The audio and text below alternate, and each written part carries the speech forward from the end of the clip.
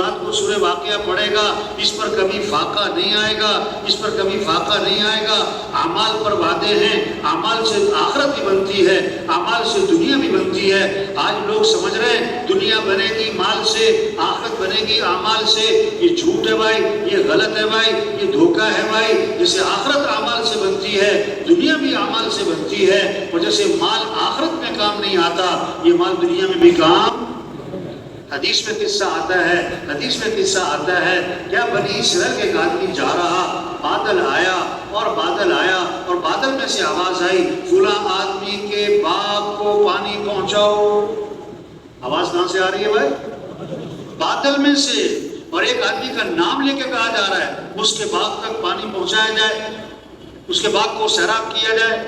اب یہ حیران کی عجیب بات ہے بھائی، بادل میں سے آواز آ رہی اور نام لے کے کہا جا رہا ہے۔ اب پانی برسا اور پھر ایک نالے میں چل پڑا، یہ آدمی پیچھے پیچھے گیا، دیکھا تو ایک آدمی کھیت میں پانی لگا رہا ہے، اس کا نام پوچھا، اس نے وہی نام بتایا جو اس نے بادلوں میں سے سنا تھا۔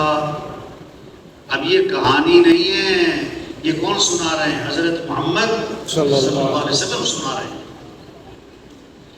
اس نے پوچھا کہ تمہارا عمل کیا ہے؟ تمہارا نام لے کر بادلوں میں سے کہا گیا ہے کہ تمہارے باغ کو پانی پہنچایا جائے، تمہارے باغ کو سیراب کیا جائے، تم کون سا عمل کرتے ہو کہ تمہارے لیے بادل مسخر ہو گئے؟ انہوں نے کہا دیکھو اب تو مجھے بتانا پڑے گا، میں اپنی آمدنی کے 3 حصے کرتا ہوں، ایک حصہ میں گھر والوں پہ خرچ کرتا ہوں اور ایک حصہ میں زمین پہ خرچ کرتا ہوں، اور آمدنی کا تیسرا حصہ میں اللہ کے راستے میں خرچ کر دیتا ہوں۔ سبحان اللہ۔ اس عمل کی برکت ہے کہ بادل مسخر ہو گئے۔ یہ بات سمجھنا ہے بھائیو، اعمال سے زندگی بنتی ہے، اپنے اعمال اچھے بنائیں، اعمال اچھے بنائیں۔ ہاں، دوسرا قصہ آتا ہے حدیث میں، بنی اسرائیل کے تین آدمی سفر ہے، ہاں پہاڑی، اور بارش ہو گئی، وہ ایک غار میں چھپ گئے، پناہ لی کہ جب بارش ختم ہوگی پھر ہم باہر نکل آئیں گے۔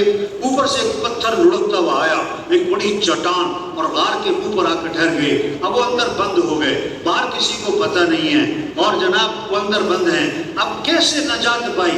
اس مشکل سے نجات کیسے پائی انہوں نے؟ اس مشکل سے نجات کیسے پائی انہوں نے؟ اپنا عمل انہوں نے اللہ کے سامنے پیش کیا۔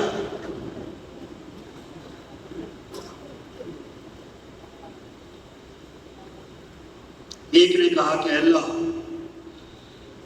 میں نے مزدور لگائے، مزدوری پہ اپنی اجرت کی، چلے گئے، اور ایک مزدور نے اجرت نہ لی اور چلا گیا، میں نے اس کی جو مزدوری تھی اس کو لگایا کاروبار میں اور اس سے بڑا نفع ہوا۔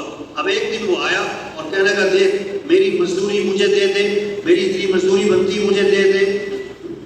اس نے کہا یہ جتنا بھی مال ہے نا یہ سارا تمہارا ہے، اس کو لے جاؤ۔ انہوں نے کہا میرے سے مذاق مت کرو، جو میری مزدوری بنتی وہ دے دو۔ انہوں نے کہا میں مذاق نہیں کر رہا، وہ تمہاری مزدوری سے جو مزدوری تھی اس کو میں نے کاروبار میں لگایا، اس سے جو نفع ہوا ہے وہ یہ سارا ہے، یہ تمہارا ہے، لے جاؤ۔ اس نے سارا لیا اور چلتا بنا۔ اے اللہ تیری رضا کے لیے میں نے یہ عمل کیا تھا، اگر تیرے ہاں اس عمل کی قیمت ہے تو ہمارے لیے راستہ نکال دے۔ پتھر کو، چٹان کو حرکت ہوئی اور اپنی جگہ سے سرکا اور تھوڑا سا راستہ بنا، اتنا نہیں بنا کہ نکل جائے۔ دوسرا کھڑا ہوا کہ اللہ میرے بوڑھے ماں باپ، میں بکریاں چراتا، واپس آتا، دودھ نکالتا، ماں باپ کو پلاتا، پھر بچوں کو۔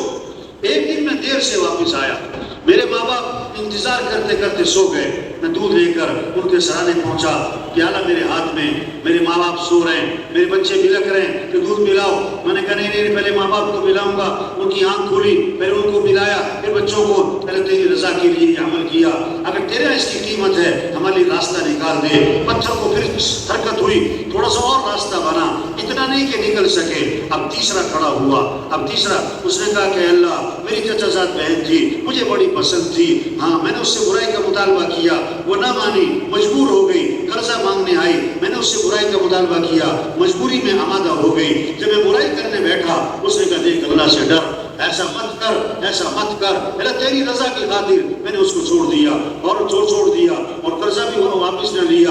اے اللہ اگر اس عمل کی تیرے ہاں قیمت ہے ہماری راستہ نکال۔ اب پتھر کو حرکت ہوئی اور ان کے نکلنے کا راستہ بن گیا۔ نجات کس نے دی؟ اللہ نے۔ کس کی برکت سے؟ اعمال۔ اعمال